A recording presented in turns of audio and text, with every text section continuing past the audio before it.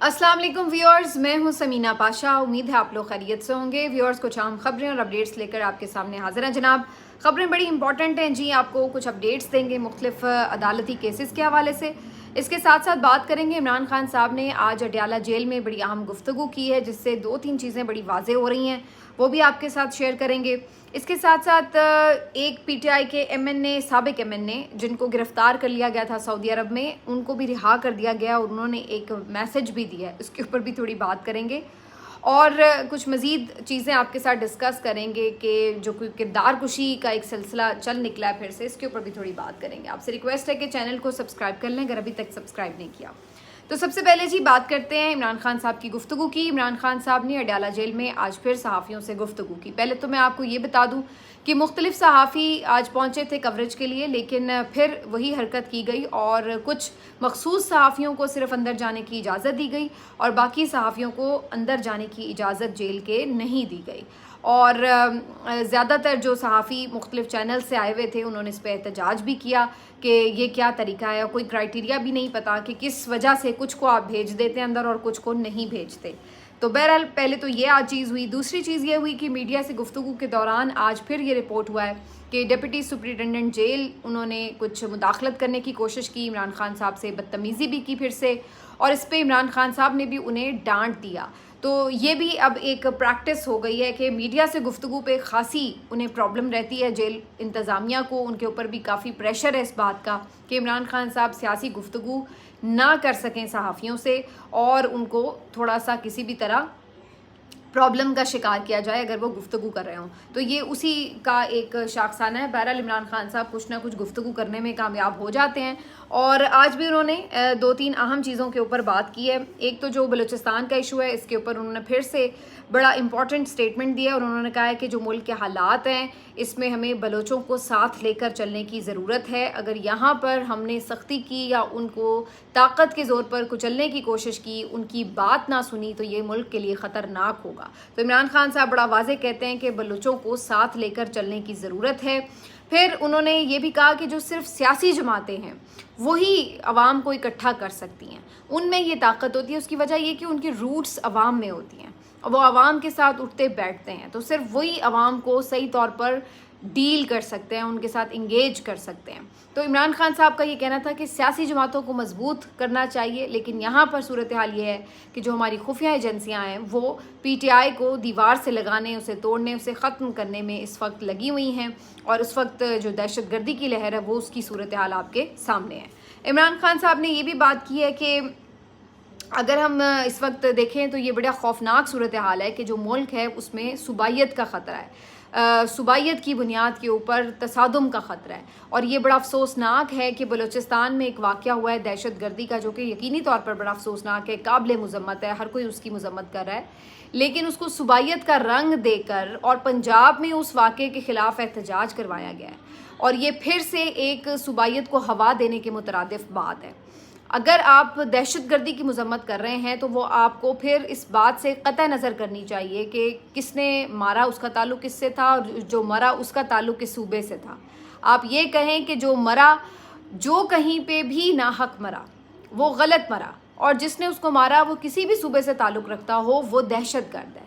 लेकिन बजाय इसके कि हम इसको यूं देखें कि जी बलोचों ने पंजाबियों को मार दिया या पंजाबी बलोचों पे ये एहसान कर रहे हैं, तो वो एक नया ही ट्रेंड जो है वो शुरू कर दिया गया और उसमें ख़ास तौर पर जो नून लीग के करीबी सहाफ़ी और नून लीगी कुछ रहनुमा भी इवन वो बड़े पेश आपको नज़र आ रहे हैं, जो सोशल मीडिया पर भी इस किस्म के ट्रेंड्स चला रहे हैं, बॉयकॉट की बातें कर रहे हैं और पंजाब से रिलेटेड इस तरह के नारे लगा रहे हैं कि जिसमें सूबाइयत को हवा दी जा रही है। तो ये एक बात पे आज इमरान खान साहब ने बड़ी इंपॉर्टेंट बात की और उन्होंने कहा कि ये बड़ा गलत रुझान है। इसके बाद जो जलसा मुलतवी हुआ उसके ऊपर भी इमरान खान साहब ने बात की कि कारकुन बड़े गुस्से में हैं और इस पर ये भी वो इस बात पे भी वो थोड़े से कंसर्न नज़र आए कि जो पार्टी की लड़ाइयाँ हैं अंदरूनी वो ख़त्म ही नहीं हो रही।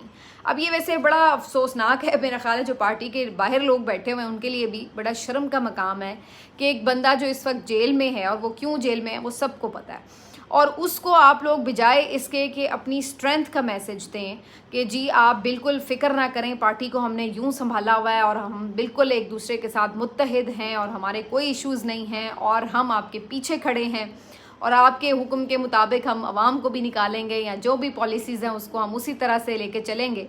तो बजाय इसके कि आप उनको ये एक स्ट्रेंथ का तासुर दें, हर वक्त जाके इनकी आपस में एक दूसरे की शिकायतें, प्रॉब्लम्स, लड़ाइयाँ, झगड़े, मसले मसाइल, यही उनके सामने जाके रोने रोते रहते हैं और वो बंदा उल्टा इनके भी तस्फिये, बैठा वो जेल में है और तस्फिये इनके करा रहा होता है। तो ये मेरा ख्याल है पार्टी लीडरशिप के लिए भी शर्म का मकाम है कि बजाय इसके कि अपने ये फजूल के बहुत ही अहमकाना किस्म के और बहुत ही मफाद परस्ताना किस्म के जो आपके इश्यूज़ हैं, इनको आप जाके वहाँ पे डिस्कस करते हैं।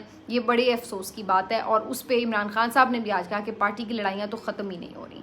दूसरा, उन्होंने एक और जो बात की बड़ी इम्पॉर्टेंट, उन्होंने कहा कि मुल्क को इस वक्त सबसे बड़ा चैलेंज जो है वो मईशत का है और ये पहले हम सुन रहे थे कि जी 50 साल में बड़ी कम जो है वो सरमायाकारी हुई और अब सुनने में आ रहा है कि तारीख़ की कम तरीन सरमायाकारी हुई।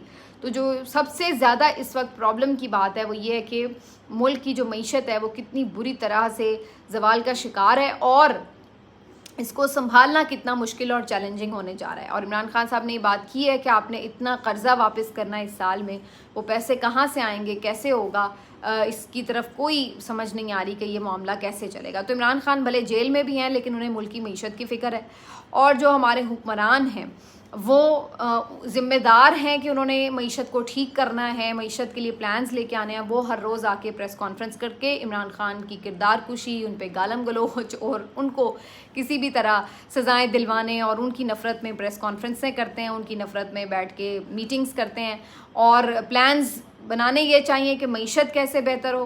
प्लान्स ये बना रहे हैं कि इमरान खान को जेल में कैसे रखा जाए, अब नया केस कौन सा बनाया जाए, किस तरीके से अदलिया को कमज़ोर किया जाए। तो इनकी जो तरजीहात हैं वो सबके सामने वाज़े हैं कि एक बंदा जेल में बैठ के भी अवाम और मुल्क की मईशत का सोच रहा है और दूसरी तरफ ये जो बाहर बैठे हुए हैं जिनको इक़्तिदार पर ज़बरदस्ती बिठाई दिया गया है, मुसल्लत कर दिया गया है, इनकी तरजीहात आप देख लें कि क्या हैं। इसके बाद इमरान खान साहब ने एक और बात इससे जुड़ी हुई ये कही कि पीपल्स पार्टी और PMLN उसी वक्त तक इक़्तिदार में रहेंगे जब तक कि बूट को इज़्ज़त देते रहेंगे, अदरवाइज़ फिर इनके लिए भी मुश्किल वक्त शुरू हो जाएगा। और एक जो आखिरी बात उन्होंने इम्पॉर्टेंट की वो ये कि पार्टी में जो लोग वापस आना चाहते हैं उनके हवाले से उन्होंने वाज़ेह बात की है कि ये ऐसा नहीं है कि सबके लिए दरवाजे खुले हुए हैं। उन्होंने कहा कि जो लोग मुश्किल वक्त में पार्टी को छोड़ कर गए और उन्होंने खुशी खुशी पार्टी को छोड़ा, वो भी इमरान खान साहब को पता है कि वो कौन लोग हैं और जिनके ऊपर तशद्दुद हुआ, उनकी फ़ैमिली बर्दाश्त करती रही मुख्तलिफ़ किस्म का तशद्दुद भी, तकालीफ़ और मसाइब भी, और जिस तरह भी वो मुख्तलिफ़ प्रेशर्स से गुज़रे हैं। तो इमरान खान साहब कहते हैं मुझे उसका भी पता है। तो ऐसे लोग जिन्होंने वाकई तशद्दुद बर्दाश्त किया और बड़ी मुश्किलात देखी और उनका पता है और वो कम तादाद में हैं, तो इमरान खान साहब कहते हैं उनको बिल्कुल पार्टी में लिया जा सकता है। लेकिन जो लोग बस इंतज़ार में थे कि जैसे ही वक्त बदला उन्होंने कोई इस्तकामत नहीं दिखाई, कोई कोशिश नहीं की कि वो खड़े हो सकें, उनके लिए अब पार्टी में कोई जगह नहीं होगी। तो लाउड एंड क्लियर मैसेज है। अब इमरान खान साहब को पता है जी कि किसने जो है वो कितनी की जेलें भुगती हैं और कितनी की तशद्दुद बर्दाश्त की हैं। तो इसमें बहुत सारे नाम जो हैं बहुत से लोगों को ख़ुद से भी पता है और ये जब इमरान खान साहब कभी जब भी रहा होंगे तो उसके बाद ये चीज़ें वाज़े तौर पर खुल जाएंगी। तो बहरहाल इमरान खान साहब की ये मुख्तलिफ़ मामलात के ऊपर इम्पॉर्टेंट डिस्कशन और 8 सितंबर के जलसे के वाले से फिर से उनका मैसेज यही कि लोग बाहर निकलें और हर तरह की रुकावट को तोड़कर साइड पर रख के इस जलसे में शिरकत करें। सॉरी। बाकी इमरान खान साहब की जो आज केसेस थे, ये डियाला जेल में ये 190 मिलियन पाउंड केस जो अलकादर ट्रस्ट वाला है, इसमें आज भी तफ्तीशी अफसर पर जरा मुकम्मल नहीं हो सकी। मुझे लग रहा है कि डेलिब्रेटली थोड़ा ये प्रोसेस स्लो किया जा रहा है क्योंकि जब सज़ाएं सुनानी थी तो बड़ी जल्दी आपने देखा था कि प्रोसेस मुकम्मल भी नहीं हुआ था ट्रायल का और किस तरीके से सज़ाएँ यके बाद दीगरे सुनाई गई थी। तो यहाँ पर लग रहा है कि जैसे किसी चीज़ का इंतज़ार है और जानबूझकर थोड़ा सा स्लो डाउन किया गया है प्रोसेस को, जैसे इंटरनेट को भी आजकल स्लो डाउन किया गया है। दूसरा जो इमरान खान साहब का तोशा खाना 2 केस था, उसमें भी अभी कोई ख़ास ज़्यादा पेशरफ्त नहीं हो सकी है। तो अभी फ़िलहाल बस ये थोड़ी बहुत छोटी मोटी समातें हुई हैं जिसके ऊपर ये सारी गुफ्तगू भी हुई। बाकी अज़हर मशवानी साहब के जो भाई हैं आपको पता है लापता हैं, उसके साथ साथ उमर सुल्तान जो इमरान खान साहब के स्टाफ के बड़े करीबी बंदे थे वो भी लापता हुए हैं 3-4 दिन पहले। उनके हवाले से भी बाजियाबी की दरख्वास्त दायर की गई है। फिर और इनके 1-2 कारकुन हैं जो अभी तक लापता हैं, तो उनके हवाले से भी। तो ये आज चीफ जस्टिस आमिर फ़ारूक साहब की अदालत में ये समातें थी मुख्तलिफ लापता लोगों की। इसके ऊपर अटॉर्नी जनरल ने फिर आके यही बात की है कि बड़े हाई लेवल्स पर बातचीत हो रही है, बड़ी जल्द सुराग लगा लेंगे, सिक्योरिटी इदारों ने हाथ खड़े कर दिए, हमारे पास नहीं है ये बंदे। और ये सब करने के बाद इमरान खान साहब ने जो इसमें आज एक और बात जो चीफ जस्टिस साहब ने इसमें वही एक बात की है कि जी ठीक है आपको मज़ीद टाइम दिया जाता है। अटॉर्नी जनरल साहब को मज़ीद टाइम दे दिया गया है, अगले हफ्ते अब दोबारा समाअत होगी, किस दिन अभी फ़िक्स नहीं हुआ। लेकिन वही बात के जो लापता लोग हैं वो फिर अभी तक लापता हैं और उसके हवाले से कोई सख्त ऑर्डर भी नहीं दिया गया अदालत की तरफ से और उनको वक्त बहरहाल मिल गया है। लेकिन अब सितंबर चूँकि स्टार्ट हो चुका है और हो रहा है यानी, और दूसरी तरफ हम ये देख रहे हैं कि अब जो छुट्टियां हैं वो भी ख़त्म होंगी, तो उसके बाद फिर मुकदमात में अदालतों में तेज़ी से आप देखेंगे कि चीज़ें डेवलपमेंट्स होंगी। आज आ जाते हैं जी इस बात के ऊपर कि जो औरिया मकबूल जान साहब का मामला था वो कहाँ तक पहुँचा। हुआ ये आपको पता ही है, औरिया मकबूल जान साहब को भी हिरासत में ले लिया गया था और उन पे इल्ज़ाम ये था कि चीफ़ जस्टिस काजी फ़ाइज़ ईसा साहब के फ़ैसले के हवाले से जो उन्होंने तनकीद की अपने व्लॉग्स में, उसकी वजह से उन्होंने इंतशार फैलाया वगैरह वगैरह। अब मज़े की बात यह है कि चीफ़ जस्टिस साहब तो ख़ुद अपने फ़ैसले को गलत तस्लीम भी कर चुके हैं, उसकी करेक्शन भी कर चुके हैं और नया फ़ैसला भी जारी हो चुका है जिसको सब तस्लीम भी कर चुके हैं। इसके बावजूद भी जिस बंदे ने इसकी निशानदही की, इस पर तनकीद की, वो बंदा अभी तक जेल में है। तो ये अपने आप में बड़ी अजीबोगरीब सूरत हाल है।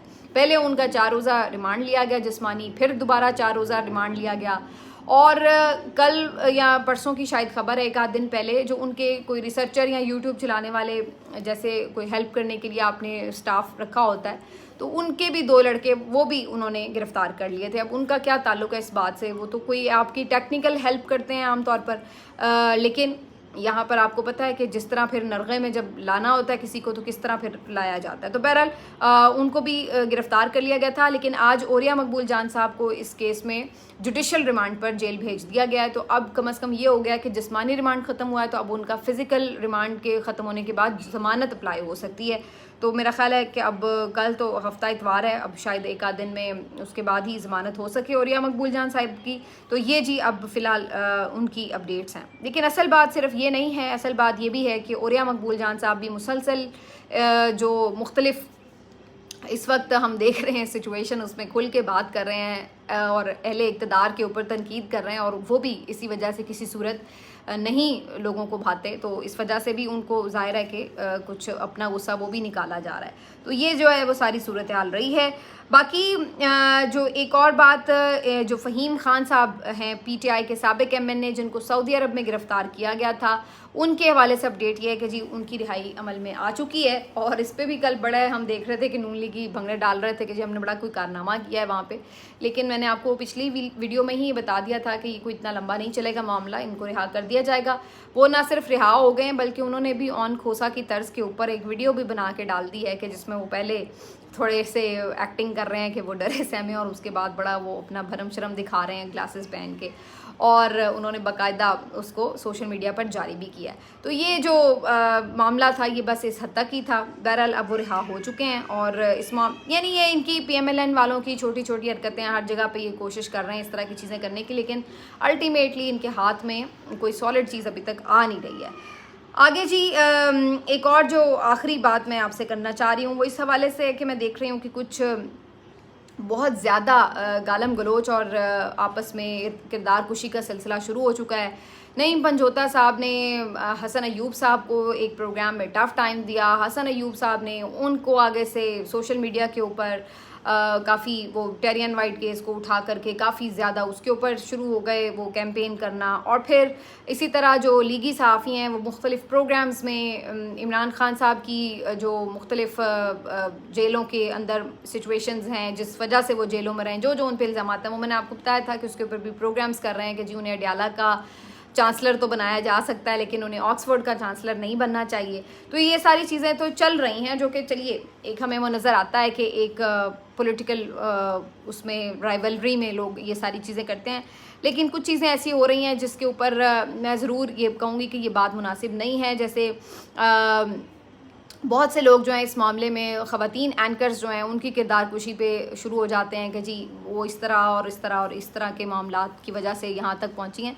ये भी मुनासिब बात नहीं है। आपको जिससे भी कोई एतराज़ है, उसकी सोच पे एतराज़ है, उसकी मौक़िफ़ से एतराज़ है, उस पर तनकीद ज़रूर करें, लेकिन ये मुनासिब बात नहीं है कि किस तरीके से जो है वो आप इस बात पे तनकीद शुरू कर दें। मैंने तो ख़ुद भी इस बात पे आपसे कुछ दिन पहले भी बात की थी कि कुछ सरकारी चैनल्स पे जो मुख्तलिफ़ एंकर्स को रखा गया उस पर भी लोग बड़ी बात कर रहे हैं। तो भाई ये तो बात ऐसी है कि यहाँ पर तो आवे का आवा ही बिगड़ा हुआ है। मैं तो ऐसे ऐसे एंकर्स को प्राइवेट चैनल्स में भी जानती हूँ कि जो अपने सवाल तक खुद नहीं कर सकते। यकीन मानिए 20-20 लाख, 25 लाख, 30 लाख तनख्वाहों पे वो हायर हैं और वो अपने सवाल तक खुद नहीं कर सकते। उनके इंट्रो उनको लिख कर दिए जाते हैं, कंटेंट प्रोड्यूसर या रिसर्चर्स उनको लिख के देते हैं। वो प्रॉम्प्टर से वो इंट्रोज पढ़ते हैं, उसके बाद फिर उनके सवालात तक लिख कर उनके आगे रख दिए जाते हैं। वो सिर्फ मियर एक आप कह लें कि सिर्फ वो कर रहे होते हैं, एक एक्टिंग कर रहे होते हैं एंकर की, कि जो एक्टर मतलब एंकर आप हैं या सहाफ़ी हैं तो कम से कम आप अपने सवाल ख़ुद कर सकते हैं।